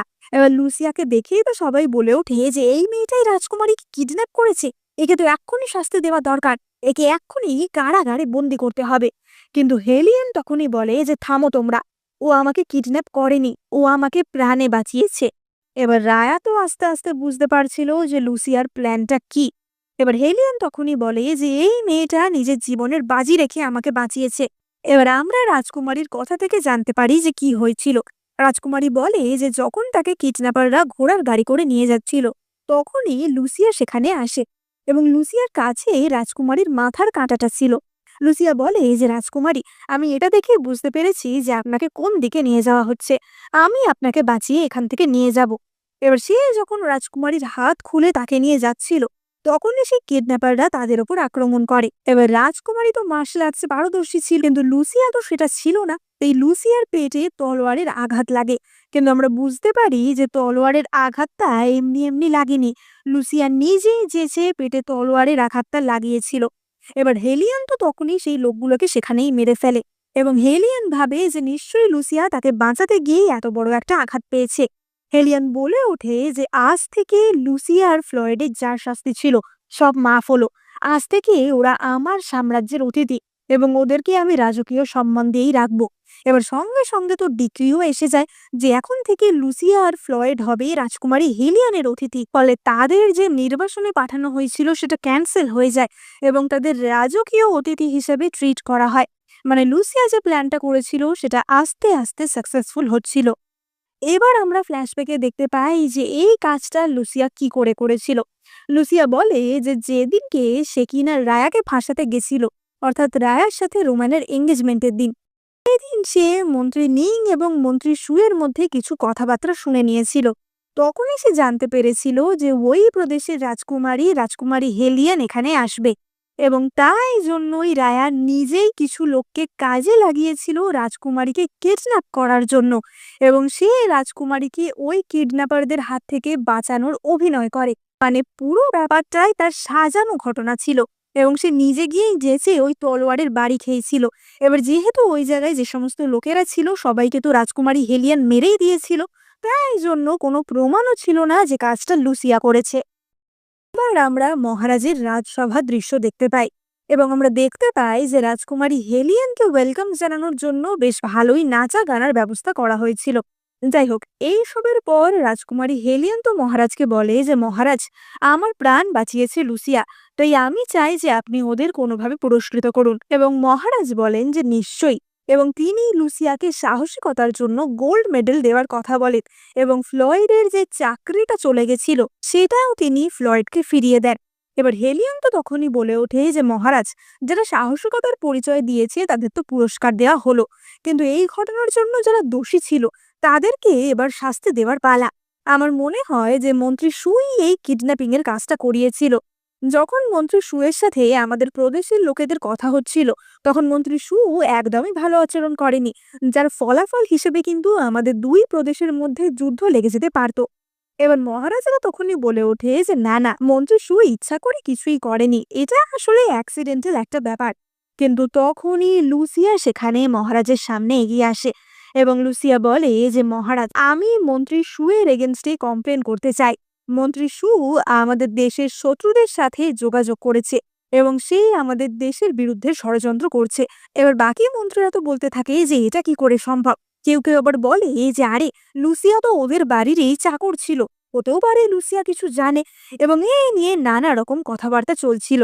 এবং তখনই রায়ার মনে পড়ে যায় যে সে আয়নায় কি দৃশ্য দেখেছিল। সে দেখেছিল যে রাজদ্রোহের জন্য তার পুরো পরিবারকে দণ্ডিত করা হচ্ছে। এবার রায়া তো তখনই মহারাজের সামনে এসে বলে যে মহারাজ, আপনি লুসিয়ার একটা কথাও বিশ্বাস করবেন না। লুসিয়া পুরোপুরি আমাদের পরিবারের বিরুদ্ধে চক্রান্ত করে এমনটা করছে। এবার লুসিয়া তো মনে মনে ভাবে যে আজকে কিন্তু রাজকুমার রোমান এখানে নেই, আমি আজকে দেখবো রায়া তোমাকে কে বাঁচায়। এবার মহারাজ তো লুসিয়াকে জিজ্ঞাসা করে যে লুসিয়া, তোমার কাছে কি কোনো প্রমাণ আছে? তাছাড়া তুমি এতদিন ওদের বাড়িতে থেকেছো, তুমি ওদের বিরুদ্ধেই কথা বলছো, এটা তো বিশ্বাসঘাতকতা, তাই না? এবার লুসিয়া খুবই সৎ সেজে বলে যে মহারাজ, আমি জানি যে বিশ্বাসঘাতকতা, কিন্তু আমি আমার দেশের প্রতি লয়াল থাকতে চাই। আমি চাই একজন সাধারণ নাগরিক হিসাবে আমার দায়িত্ব পালন করতে। আপনার নিশ্চয়ই মনে আছে আজ থেকে 20 বছরের সেই ঘটনাটা, যেখানে কিনা মন্ত্রী লিংয়ের সেই বাঘের সিলমোহরটি হারিয়ে গেছিল। এবার এই কথা শুনে অনেকেই তো বলে ওঠে যে মন্ত্রী লিং, সেটা আবার কে? এতদিন রাজসভায় রয়েছি, এমন তো কারোর নাম শুনিনি। এবং এই মন্ত্রিসভায় যে পুরনো মন্ত্রীরা ছিল তারা বলে ওঠে যে মন্ত্রী লিং কে ছিল। মন্ত্রী লিং এবং মন্ত্রী সু, অর্থাৎ রায়ার বাবা, এরা ছিল মহারাজের ডান হাত এবং বাম হাতের মতো। এরা মহারাজের খুবই কাছের লোক ছিল। একসময় দেশে খুবই ভয়ানক যুদ্ধ হয় এবং সেই সময় মন্ত্রী লিং বর্ডারে লড়াই করতে গেছিল। সেই যুদ্ধে হয়তো এই প্রদেশেরই জেতার কথা ছিল, কিন্তু সেই সময় মন্ত্রী লিং এর কাছ থেকে সেই বাঘ সিলমোহরটি হারিয়ে যায়। এবার তখনকার দিনে এই সিলমোহরগুলি ছিল মানুষের পরিচয়পত্র। ফলে পরিচয়পত্র হারিয়ে যাওয়ার কারণে লিং এর কথা কেউ বিশ্বাস করে না। সেখানে যে সৈন্যরা ছিল তারা কেউই লিং এর কথা শোনে না এবং দাসিয়ান প্রদেশ যুদ্ধে হেরে যায়। কিন্তু পরে দেখা গেছিল লিং এর বাড়ি সার্চ করে যে লিং এর বাড়িতে অনেকগুলি চিঠি, যেগুলো কিনা শত্রুপক্ষের সাথে লেখা চিঠি ছিল। ফলে প্রমাণিত হয় যে লিং আসলে দেশের সাথে বিশ্বাসঘাতকতা করেছে, অর্থাৎ লিং আসলে রাজদ্রোহ করেছে এবং সে নিজেই ওই সিলমোহরটি চুরি করে রেখেছিল বা সরিয়ে রেখেছিল, যাতে সে এই নাটকটা পরে করতে পারে। এবং লিং এর পরিবারের সকলকেই মৃত্যুদণ্ড দেওয়া হয়। কিন্তু তারপরেও মন্ত্রী সু লিং এর খুব কাছের একজনকে বাঁচিয়ে রেখেছিল এবং মন্ত্রী সু নাকি সেই লোকটিকে নিজের বাড়িতেই গোপনে রেখে দিয়েছে। জুলিয়া আরো বলে যে সে নিজের চোখেই এসব দেখেছে এবং রায়ের বাবা নাকি মন্ত্রী লিং এর যে সমস্ত শত্রুদের সাথে ঘনিষ্ঠতা ছিল তাদের সাথে যোগাযোগ করেছিল এবং এখন নাকি রায়ের বাবা অর্থাৎ মন্ত্রী সু আবারও দেশদ্রোহের চেষ্টা করছে, আবারও শত্রুপক্ষ হাত করে দেশের ওপর আক্রমণ করার চেষ্টা করছে। এবার রায়াত তখনই বলে ওঠে যে তুমি মিথ্যে কথা বলছো, এত মিথ্যা বলো না। আর তাছাড়া তুমি অতীতের কথা এত জানলে কি করে? এবং তখনই লুসিয়া তার হাতের একটি ট্যাটু দেখিয়ে বলে যে কারণ আমি হচ্ছি সেই লিং পরিবারের মেয়ে। এবার সবাই তো বলে উঠেছে, কিন্তু তুমি যদি লিং পরিবারের মেয়ে হও তাহলে তুমি তো নিজেকে লুকিয়ে রাখার কথা, তোমাকে তো এতদিন ধরে মন্ত্রী সু বাঁচিয়ে রেখেছে, তুমি কেন তাহলে মন্ত্রী সুকে ফাঁসাচ্ছ? তুমি তো নিজেও ফাঁসবে। এবং লুসিয়া মনে মনে ভাবে যে আজকে যদি আমায় মরতে হয় আমি মরবো, তো আমার সাথে সাথে এদের পরিবারের সকলকেও আমি মারবো। সে মহারাজাকে বলে যে মহারাজ, আমি জানি যে আমি যেটা করছি তাতে আমার নিজের বিপদ হতে পারে, কিন্তু একজন দেশের নাগরিক হিসাবে এটা বলা আমার কর্তব্য। আমি চাই না যে আমাদের দেশের কোনো বিপদ আসুক। আর আপনাদের যদি আমার কথায় বিশ্বাস না হয় তাহলে মন্ত্রী সুয়ের বাড়ি সার্চ করে দেখা হোক, তার বাড়িতেই লিং এর তরফ থেকে থাকা একটি লোক খুঁজে পাওয়া যাবে। এবার তখনই তো মন্ত্রী সুয়ের বাড়ি সার্চ করে একটি লোককে ধরে আনা হয় এবং অন্যান্য মন্ত্রীরা তাকে আইডেন্টিফাই করে যে সত্যিই তো এটা সেই আগের মন্ত্রী লিংয়ের লোক। মানে নিশ্চয়ই মন্ত্রী সু কোনো রকমের জটিল কুটিল চক্রান্ত করছে এবং সে দেশদ্রোহের চেষ্টা করছে। মহারাজা তো সঙ্গে সঙ্গে মন্ত্রী সু, রায়া এবং তাদের পরিবারের সকলকে মৃত্যুদণ্ড দেন এবং এই সাহসিকতার জন্য তিনি লুসিয়াকে ছেড়ে দেন এবং লুসিয়াকে পুরস্কৃত করার কথা বলেন। এবার রাজসভায় তো আমরা রোমানের বাবা মন্ত্রী নিংকেও দেখতে পাই। মন্ত্রী নিং বলে ওঠে যে কিন্তু মহারাজ, ওর মেয়ের সাথে আমার ছেলের বিয়ে ঠিক হয়েছে, এটা কি করে হতে পারে? মহারাজ বলেন যে সেই কথা বাদ দাও, এখন তোমার ছেলের সাথেই আমি অন্য কারোর বিয়ে দেব। ওদিকে ততক্ষণে মহারাজের সেনারা তো রায়া এবং তার বাবা মাকে প্রায় ধরেই ফেলেছিল, কিন্তু তখনই সেখানে আসে রোমান এবং রোমান এসে বলে যে তুমি কোনো ভয় পেও না। এবং রায়া বলে যে আমি ভয় পাইনি, আমি জানতাম যে তুমি ঠিক আসবেই।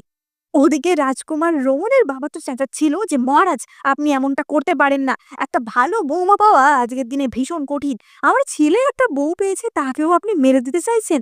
কিন্তু রোমান তখনই তাদেরকে থামিয়ে দেয়। মহারাজ বলেন যে আমাদের আর কিছুই করার নেই, কারণ মন্ত্রী সুয়ের বিরুদ্ধে সমস্ত প্রমাণ আমরা হাতে নাতে পেয়ে গেছি, এখন মন্ত্রী সুকে কি করে ছাড়বো? এবং তখনই সেখানে রাজকুমার রোমান তার প্রমাণ নিয়ে আসে।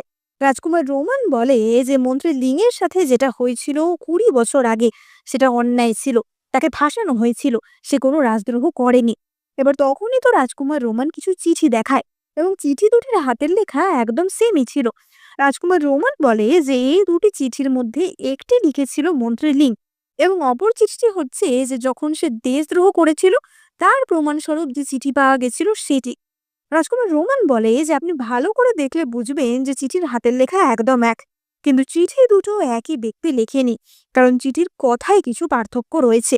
এবার লুসিয়া তো তখনই হাসতে হাসতে বলে যে কথায় পার্থক্য, তা মানুষের দুটো চিঠিতে কথা তো আলাদা হবে, তাতে কি আসে যায়? কিন্তু তখনই রোমান এক্সপ্লেন করে যে পার্থক্যটা কি। প্রথম চিঠি যেটা আর কি মন্ত্রী লিং নিজে লিখেছে, সেসব চিঠিতে দেখা গেছে যে মন্ত্রী লিং কখনোই দিন শব্দটি ব্যবহার করতেন না, কারণ তার মায়ের নামের মধ্যে দিন কথাটা ছিল। এবার আগেকার দিনে মনে করা হতো যে বাবা মায়ের নাম বা স্বামীর নাম উচ্চারণ করতে নেই, তাই জন্য মন্ত্রী লিন কখনোই দিন কথাটা কোনো চিঠিতে লিখত না। কিন্তু রাজদ্রোহের জন্য যে চিঠিটা পাওয়া গেছে সেখানে কিন্তু মন্ত্রী লিন স্পষ্টই লিখেছিল যে আজ থেকে 3 দিন পর আমরা আমাদের প্ল্যানটা চালু করব। অর্থাৎ বোঝাই যায় যে এটা তার মানে মন্ত্রী লিনের লেখা চিঠি ছিল না। এবার লুসিয়া তো বলে ওঠে যে এই হলো প্রমাণের ছিরি, এটা দিয়ে কিছুই প্রমাণিত হয় না। এবং রোমান বলে যে তোমায় কে বললো যে আমি মাত্র একটা প্রমাণ এনেছি, আমার কাছে আরো প্রমাণ আছে। এবং সে তখনই সেই বাঘের শিলমোহরটি বার করে।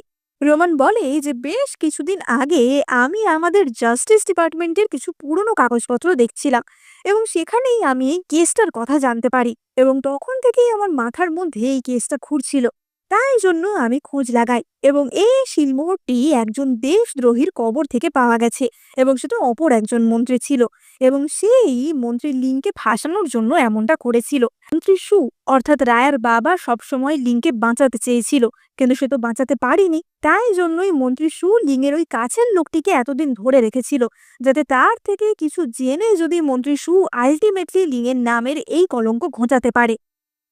এবার এই সব প্রমাণ হতেই লুসিয়ার প্ল্যান তো ফেল করে যায় এবং সে তো অবাক হয়ে যায় যে এটা কি করে সম্ভব, এটা কি করে হতে পারে। এবং আমরা দেখতে পাই যে কেন রাজকুমার রোমান এটা নিয়ে ইনভেস্টিগেশন শুরু করেছিল, কারণ রায়া তার বাবা এবং রাজকুমারকে আয়নার ব্যাপারে সবটা খুলে বলেছিল। রায়া তার বাবা রাজকুমারকে বলেছিল যে সে আয়নায় 10 বছর পরের ভবিষ্যৎ দেখেছে এবং রাজকুমার রোমান তার কথায় বিশ্বাসও করেছিল। তাই জন্যই তারা এই বিষয় নিয়ে ইনভেস্টিগেশন শুরু করে এবং সব সত্যিটা মহারাজের সামনে প্রকাশ করতে পারে। এবার এই সব ঘটনা রাজপ্রাসাদে হওয়ার পর রোমানের বাবা তো বলতে থাকে যে হ্যাঁ, এবার তোমরা বলো, এবার তোমাদের মুখের কথা বন্ধ কেন? তোমরা তো এতক্ষণ ধরে আমার ছেলেকে আর আমার হবু বৌমাকে অপমান করছিলে, এবার তোমাদের কি শাস্তি হবে সেটাও বলো। মহারাজ, আপনি কিন্তু ওদের ছাড়বেন না, ওরা রাজকুমার রোমানকে ফাঁসানোর চেষ্টা করেছে, আমি দেখছি ওদের সাথে কি হয়। এবার ফ্লয়েড আর লুসিয়া তো সঙ্গে সঙ্গে মহারাজের কাছে ক্ষমা চায়, কিন্তু এখানে ব্যাপারটা উল্টোই হয়। মহারাজা লুসিয়াকে কোনো শাস্তিই দেন না এবং তিনি বলেন যে লুসিয়া, তোমার পরিবারের সাথে 20 বছর আগে একটা বিশাল বড় অন্যায় হয়েছিল এবং সেই অন্যায়ের জন্যই এতদিন তোমাকে চাকরানি হিসেবে থাকতে হয়েছে, কিন্তু সেই অন্যায় আমি আর হতে দেব না। তাই আমি তোমাকে লিং বংশের রাজকুমারী হিসেবে ঘোষণা করছি। ফলে লুসিয়ার হাতে তো অনেক ক্ষমতাই চলে আসে। এবার রায়া তো ভয় পায় যে তার মানে তার বিপদ এখনো কাটেনি। এবার আমরা রায়া এবং রোমানকে দেখতে পাই। রায়া রোমানকে বলে যে এবার তো আমাদের বিপদ আরো বেড়ে গেল, কারণ লুসিয়া রাজকুমারীর ক্ষমতা পেয়ে গেল। কিন্তু আমি একটা কথা কিছুতেই বুঝতে পারছি না, ও যদি জানেই যে ও লিং বংশের সন্তান, তাহলে ও আমার সাথে শত্রুতা কেন করছে? আমি ওর কি ক্ষতি করেছি? এবং রোমান তো তার হাত ধরে বলে যে তুমি কোনো চিন্তা করো না, এখন থেকে তোমার সমস্ত দায়িত্ব আমার, আমি তোমার কোনো ক্ষতি হতে দেব না। এবং তখনই একজন কর্মচারী এসে রাজকুমার রোমানকে সেখান থেকে ডেকে নিয়ে যায়, কারণ মহারাজ তাকে ডাকছিল। এবার আমরা বেশ কয়েকদিন পরের দৃশ্য দেখতে পাই এবং আমরা রায়া এবং তার কর্মচারী জয়ীকে দেখতে পাই। জয়ী বলে যে ম্যাডাম, অনেক দিন তো হয়ে গেল, কিন্তু রাজকুমার রোমান আপনার সাথে কোনো রকম কন্ট্যাক্ট কেন করছেন না? মেনে নিচ্ছে যে ব্যস্ত থাকতে পারেন, কিন্তু একটা চিঠিও তো পাঠানো যেতেই পারে। এবার তখনই সেই সরাইখানায় লুসিয়াও চলে আসে এবং এখন লুসিয়ার সাজগোজ তো আরো সুন্দর হয়ে গেছিল, কারণ সে ছিল এখন রাজকুমারী। এবং লুসিয়া তখনই এসে রায়ার মনে আরো সন্দেহের বীজ ভরে দেয় যে তুমি গিয়ে দেখো যে তোমার স্বামী কি করছে, এত বড় বড় কথা যে বলছো, এত যে তোমার কনফিডেন্স তোমার স্বামীকে নিয়ে যে তোমাকেই বিয়ে করবে, তা সে কি করছে সেটা না হয় নিজের চোখেই দেখে এসো। এবার এই কথায় রায়ার মনে সন্দেহ হয় যে তাহলে কি রাজকুমার রোমান কোনো বিপদে পড়েছে। এবং রায়া তো ছুটতে ছুটতে রোমানের প্রাসাদের দিকে যায়, কিন্তু সেখানে গিয়ে সে তো দেখে যে তাকে রাজকুমার রোমানের বাড়িতে ঢুকতেই দেওয়া হচ্ছে না। এবং গার্ডরা বলে যে রাজকুমার নাকি নিজেই নির্দেশ দিয়েছে যে রায়াকে তার বাড়িতে ঢুকতে দেওয়া যাবে না। এবং রায়া তো শিওর হয়ে যায় যে না, তার মানে নিশ্চয়ই কোনো সমস্যা হয়েছে, নিশ্চয়ই রাজকুমার কোনো বিপদে পড়েছে, হয়তো রাজকুমারের চোট লেগেছে। তাই রায়া যাতে টেনশন না করে তাই জন্য রাজকুমার তার সাথে দেখা করছে না। এবং রায়া তো সেই গার্ডদের ঠেলে মেলে রাজকুমারের প্রাসাদে ঢুকে পড়ে। কিন্তু সে যে দৃশ্য দেখে তার জন্য সে মোটেই প্রস্তুত ছিল না। সে দেখে যে রাজকুমার রোমান সেখানে সুস্থ অবস্থাতেই বসে আছে এবং তার কোলে বসে আছে রাজকুমারী হেলিয়ান। হেলিয়ান বলে ওঠে যে রায়া, তুমি কারোর পারমিশন ছাড়া এখানে কি করে এসেছো? তুমি দেখছো না যে আমি আর রাজকুমার ব্যস্ত আছি? এবং রায়া তো বলে যে রোমান, তুমি কি করছিলে? রোমান বলতে থাকে যে তুমি যেটা ভাবছো সেটা না। কিন্তু তখনই হেলিয়ান বলে যে রোমান, তুমি আমাকে কি কথা দিয়েছো সেটা কিন্তু ভুলে যেও না। এবার আমরা ফ্ল্যাশব্যাকে দেখতে পাই যে সেদিন যখন মহারাজা রোমানকে ডেকেছিল, তখন তাদের মধ্যে কি কথা হয়েছিল। সেদিনকে আসলে হেলিয়ানই বলেছিল যে সে রোমানকে বিয়ে করতে চায়। এবার হেলিয়ান যে সাম্রাজ্য থেকে এসেছে, অর্থাৎ ওয়েই প্রদেশ, ওয়ে প্রদেশের সাথে দাইসান প্রদেশের সম্পর্ক খুব একটা ভালো ছিল না। সুতরাং দুই প্রদেশের মধ্যে যদি একটা বিবাহের সম্পর্ক হয় তাহলে তো বেশ ভালোই হয়। তাই জন্য মহারাজ রোমানকে ডেকে বলে যে তুমি হেলিয়ানকে বিয়ে করে নাও। এবার রোমান তো তাতে কিছুতেই রাজি হয় না। রোমান বলে যে না, আমি অলরেডি একজনের সাথে এঙ্গেজমেন্ট করে ফেলেছি এবং আমি তাকেই বিয়ে করব। এবং তখনই রাজকুমারী বলে যে দেখো, তোমাদের এই দাসিয়ান প্রদেশের একটা ম্যাপ কিন্তু আমাদের কাছে রয়েছে, যে ম্যাপটা পেলে তোমাদের প্রদেশ অনেক দিক থেকে উন্নতি করতে পারবে। মানে তখনকার দিনে এই ধরনের ম্যাপ পাওয়া তো একটু মুশকিল ছিল, যেগুলোতে কিনা সব রকমের পয়েন্ট আউট করা থাকতো, বিভিন্ন প্রাকৃতিক সম্পদ কোথায় আছে বা বিপদ সংকুল এরিয়া কোনগুলো সবকিছু। হেলিয়ান বলে যে এরকম একটা ম্যাপ আমাদের রাজ্যে রয়েছে, যেটা কিনা তোমাদের রাজ্য থেকে বেশ কয়েক বছর আগে হারিয়ে গেছিল। তো তুমি যদি সেই ম্যাপটা চাও তাহলে তোমায় আমাকে বিয়ে করতেই হবে। এবার রোমান তো তখনই বলে যে তুমি যাই শর্ত দাও না কেন, তোমাকে বিয়ে আমি করব না। আর তুমি যদি আমার সাম্রাজ্যের কোনো ক্ষতি করার চেষ্টা করো তাহলে এক্ষুনি আমি আমার সৈন্য নিয়ে গিয়ে তোমার গোটা প্রদেশ উড়িয়ে দেব। এবং হেলিয়ান তখন বলে যে ঠিক আছে, কেউ যদি আমায় বিয়ে করতে না চায় আমিও জোর করব না, কিন্তু আমার একটা শর্ত আছে।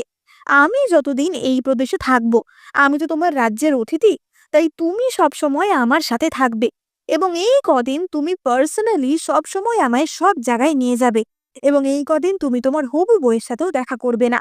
এবং রোমান এই শর্ত মানতে বাধ্য হয়। এবং এই পুরো প্ল্যানটা আসলে লুসিয়া এবং হেলিয়ান মিলে করেছিল। আসলে হেলিয়ান লুসিয়াকে খুবই বিশ্বাসযোগ্য একজন সঙ্গী বলে মনে করত, চোরে চোরে মাস্তুতো বোন যাকে বলে, একদমই তাই। এবার এই কারণে হেলিয়ান তো সবসময় রোমানের সাথে থাকছিল এবং রোমান রায়ার সাথে দেখা করতে যেতে পারছিল না। এবার এই দিন কি হয়েছিল, যখনই রায়া রোমানের বাড়ির গেটে আসে তখনই হেলিয়ানের একজন কর্মচারী এসে হেলিয়ানকে কানে কানে কথাটা বলে দেয় এবং হেলিয়ান সঙ্গে সঙ্গে রোমানের কোলে উঠে পড়ে।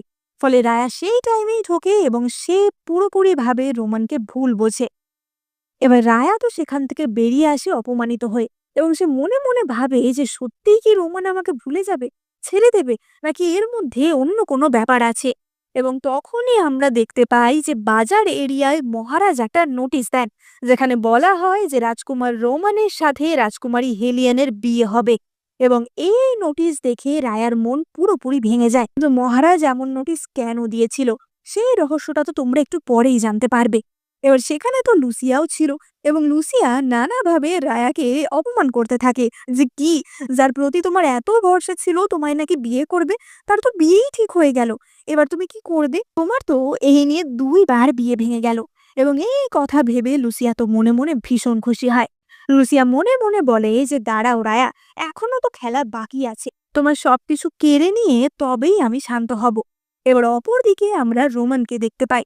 রোমান তো হেলিয়ানের ওপর প্রচন্ড চেঁচামেচি করে যে আমি তোমাকে বিয়ের কথা কবে দিয়েছি, তুমি এমনটা কেন মহারাজকে বলেছো? এবং হেলিয়ান বলে যে কেন রোমান, আমি তো এই জন্যই তোমাকে এই কদিন আমার সাথে থাকতে বলেছিলাম, যাতে তুমি আস্তে আস্তে আমায় পছন্দ করতে শুরু করো। রোমান বলে যে তুমি মহিলা বলে ভেবো না যে আমি তোমাকে ছেড়ে দেব, আমি কিন্তু তোমাকে এবং তোমার প্রদেশ দুটোই ধ্বংস করে দেব। এবং হেলিয়ান তখনই বলে যে রোমান, আমার মনে হয় না যে তোমার অত ক্ষমতা আছে। এবার তখনই আমরা দেখতে পাই যে সেই ঘরে একটি ধূপ জ্বলছিল, যে ধূপের গন্ধে রোমান সেখানেই অজ্ঞান হয়ে যায়। এবং তখনই পর্দার আড়াল থেকে সেখানে লুসিয়া বেরিয়ে আসে, এবং আমরা তাদের কুটিল প্ল্যানের কথা জানতে পারি। হেলিয়ান কিন্তু রোমানকে বিয়ে করতে এতটুকুও ইচ্ছুক ছিল না। তারা ঠিক করেছিল যে তারা দুজনে মিলে রোমানকে মেরে পুঁতে দেবে। এবার বিয়ের দিন যখন রোমান আসতে পারবে না, তখন হেলিয়ান এমন একটা সিন ক্রিয়েট করবে যে রোমান আসলে রায়ার জন্যই পালিয়েছে। ফলে রোমান 2 দেশের মধ্যে যে বন্ধুত্বপূর্ণ সম্পর্ক তা নষ্ট করেছে, যেটা কিনা রাজদ্রোহেরই সামিল। এবং সেই সুযোগে রায়ার পুরো পরিবারকেও দণ্ড দেওয়া হবে, এবং রোমানকে তো তারা আগেই মেরে ফেলেছে। অপরদিকে আমরা রায়াকে দেখতে পাই। রায়ার মন তো একদম ভেঙে গেছিল, এবং সে বাড়ি ফিরে যায়।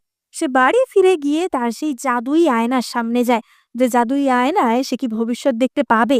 কিন্তু সে গিয়ে দেখে যে সেই আয়না অলরেডি ভেঙে গেছে, এবং সেটা দেখে রায়ার তো আরোই মাথা খারাপ হয়ে যায়। এবার রোমানের বিয়ের দিন উপস্থিত হয়, এবং রাজসভায় সকলেই উপস্থিত ছিল।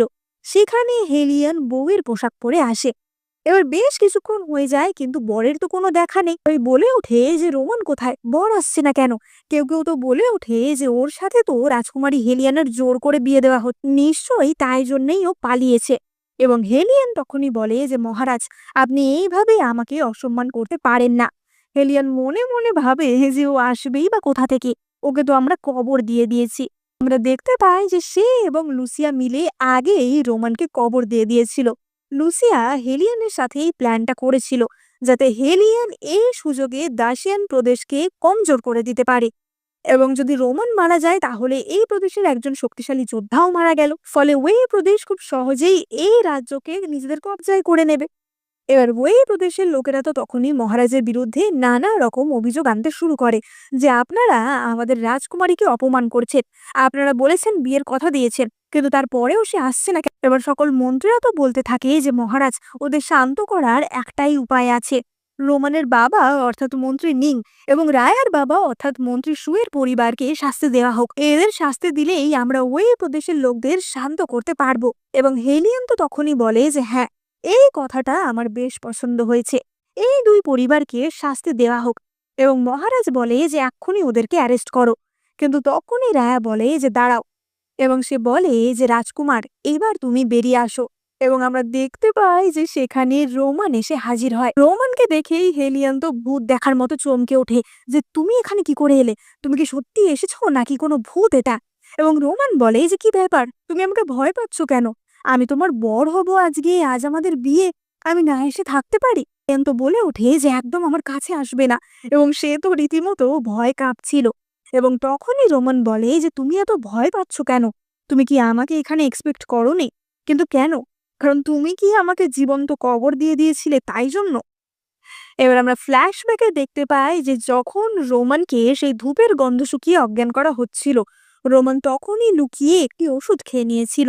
এবং তারপর তাকে যখন কবর দেওয়া হয়, তখন তার গার্ড এসে সঙ্গে সঙ্গে সেই কবর থেকে তাকে বার করে। ফলে রোমানের কাছে তো সব রকমের প্রমাণ ছিল যে কিভাবে হেলিয়ান আর লুসিয়া মিলে এই চক্রান্তটা করেছে। এবং রোমান আর হেলিয়ানের যে বিয়ের খবরটা ছিল, এটা ইচ্ছা করে মহারাজ দিয়েছিলেন, কারণ মহারাজ আগে থেকেই রোমানের ব্যাপারে এই প্ল্যানটা জানতেন। রোমানরা ইচ্ছা করেই হেলিয়ানের কথা মতো চলেছে, কারণ তারা জানতো যে এইভাবেই একমাত্র হেলিয়ানের আসল প্ল্যানটা ফাঁস করা যাবে। এবং হেলিয়ান যেভাবে রোমানকে ফাঁসাতে চেয়েছিল, উল্টে সে নিজেই নিজের জালে জড়িয়ে যায়। এবং লুসিয়াও তো তার সাথে জড়িত ছিল, তাই তাদের দুজনকেই শাস্তি দেওয়ার কথা বলা হয়। এবার তখন এটা মন্ত্রী সু বলে ওঠে যে, কিন্তু লুসিয়া, তোমাকে আমি নিজের বাড়িতে বড় করেছি, তুমি এমনটা কেন করছো আমার সাথে? তুমি তো রাস্তায় রাস্তায় ঘুরে বেড়াতে চাকরানির মতো, যদি না আমি তোমাকে বাড়িতে রাখতাম।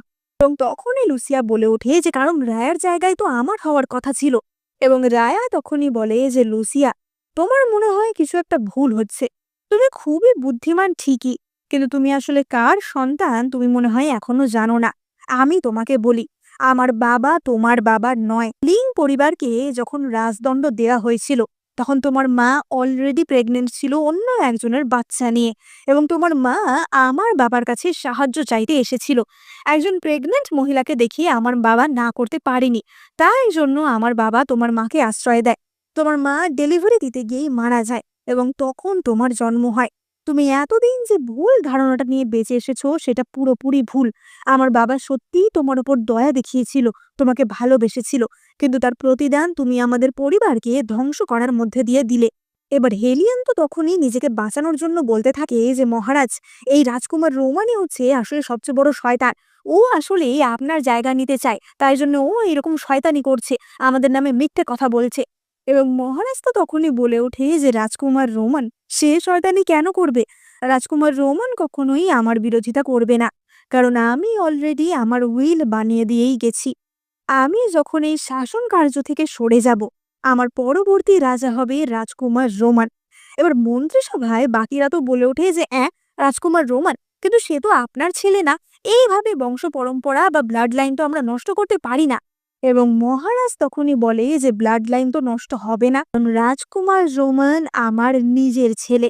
যখন রাজকুমার রোমান জন্মেছিল, তখন এই মন্ত্রিসভায় অনেক ধরনের বিপদ ছিল। তখন আমাদের রাজ্যের অবস্থা স্টেবল ছিল না। আমি জানতাম যে রাজকুমারের প্রাণের বিপদ হতে পারে, তাই আমার অত্যন্ত বিশ্বস্ত মন্ত্রী নিংকে আমি রাজকুমার রোমানের দায়িত্ব দিয়েছিলাম। ছোটবেলা থেকে সে মন্ত্রী নিংয়ের কাছেই বড় হয়েছে, কিন্তু এখন আমি জানি যে আমার রাজ্য স্টেবল হয়ে গেছে, আর কোনো বিপদের ভয় নেই। তাই এখন আমি সকলের সামনে ঘোষণা করে দিতে চাই যে রোমানই আমার ছেলে, এবং সেই হবে আমার পরে এই রাজ্যের রাজা। সঙ্গে সঙ্গে তো লুসিয়ার জন্য মৃত্যুদণ্ড ঘোষণা করা হয়, কিন্তু তখনই ফ্লয়েড বলতে থাকে যে, লুসিয়াকে দয়া করে মৃত্যুদণ্ড দিও না, ওর শাস্তিটা দরকার হলে আমাকে দাও। যতই হোক, ও একবার আমার প্রাণ বাঁচিয়েছে, আমি নিজের প্রাণ দিয়ে সেটা চুকাতে চাই। রায়া তখনই বলে যে, ফ্লয়েড, ও তোমার প্রাণ বাঁচিয়েছে? কবে বাঁচালো বলো তো? ফ্লয়েড বলে যে, কেন, ছোটবেলায় একবার আমাকে সাপে কামড়েছিল, তখনই ও আমার প্রাণ বাঁচিয়েছিল। এবং রায়া তখনই বলে যে, ও, তাই জন্যে তুমি এতদিন ধরে ওর এত বাজে কাজে সাথ দিয়েছো, তাই না? তাহলে তোমাকে বলি, শোনো, লুসিয়া তোমাকে মিথ্যে কথা বলেছে। ও কোনোদিনই তোমার প্রাণ বাঁচায়নি, তোমার প্রাণ বাঁচিয়েছিলাম আমি। এবার আমরা ফ্ল্যাশব্যাকে দেখতে পাই যে লুসিয়া এবং রায়া একদিন ছোটবেলায় বনের মধ্যে দিয়ে যাচ্ছিল, এবং সেখানেই তারা ছোট্ট ফ্লয়েডকে দেখতে পায়, তার হাতে সাপ কামড়েছিল। এবার লুসিয়া তো তাকে দেখেই বলে যে, ম্যাগো, এ তো মরেই গেছে, এর হাতে মুখ দিয়ে আমি কখনোই বিষ টেনে বার করতে পারবো না। কিন্তু রায়া তখন ফ্লয়েডকে সাহায্য করেছিল, এবং ফ্লয়েড বেঁচে উঠেছিল। তো বড় হওয়ার পর লুসিয়া সর্বদাই ফ্লয়েডকে মিথ্যে কথা বলে গেছে। এবার এই কথা জানতে পেরে ফ্লয়েডের তো মাথা খারাপ হয়ে যায় যে, তোমার জন্য আমি রাজকুমারীকে বিয়ে করতে পারলাম না, আমার জীবন ধ্বংস হয়ে গেল, তুমি এমনটা কেন করলে? লুসিয়া বলে ওঠে যে, তুমি বা আমার কথা কেন শুনলে, কারণ তুমি একটা গাধা। এবং তখনই তো ফ্লয়েড একটি ছুরি বার করে লুসিয়াকে সেখানেই মেরে দেয়, এবং লুসিয়া তখনই একটি হাতিয়ার বার করে ফ্লয়েডকেও সেখানে মেরে দেয়, এবং তারা দুজনেই একে অপরকে হত্যা করে সেখানে মারা যায়। এবার এই ড্রামার শেষ দৃশ্যে আমরা দেখতে পাই যে রায়া এবং রোমানের বিয়ে হয়, এবং এতদিন তারা যে দিনটার অপেক্ষা করছিল সেই দিনটা শেষ অবধি আসে, এবং আমরা বুঝতে পারি যে রায়া তো নিজের ভবিষ্যৎ বদলাতে সক্ষম হয়েছে। এবার সে তার সেই জাদুই আয়নার কাছে যায়, যেটা কিনা ভেঙে গেছিল। রায়া বলে যে, শেষ অবধি আমি কি ভবিষ্যৎ বদলাতে পেরেছি, তাই জন্যই কি আয়নাটা ভেঙে গেছে? এবং আয়নাটি তখন আবার নিজে থেকেই জোড়া লেগে যায়, অর্থাৎ রায়ার ভাঙা কপাল আবারও জুড়ে যায় এবং এই আয়নাটা এখন একদম নর্মাল আয়না হয়ে গেছিল। আমরা দেখতে পাই যে কিছু বছর পর তাদের একটা কিউট বেবিও হয় এবং তারা সুখে শান্তিতে জীবনযাপন করতে থাকে এবং এখানেই আমাদের এই ইন্টারেস্টিং ড্রামাটা শেষ হয়। তো তোমরা কমেন্ট করে জানাও তো যে তোমাদের কাছে যদি এরকম একটা জাদুই মিরর থাকতো তাহলে তোমরা সবার আগে ভবিষ্যতে কি দেখতে? কমেন্ট করে জানাতে একদম ভুলো না। যাওয়াটা কেমন লাগলো অবশ্যই কমেন্টে জানিও। ভালো লাগলে তোমরা কিন্তু লাইক, কমেন্ট, সাবস্ক্রাইব করতে একদম ভুলো না। এই চ্যানেলে আমি তোমাদের জন্য অনেক চাইনিজ ড্রামা এক্সপ্লেন করে থাকি, তাই তোমরা চটপট সাবস্ক্রাইব করে নোটিফিকেশন বাটনটা এখনই অন করে দাও। দেখা হবে পরের ভিডিওতে।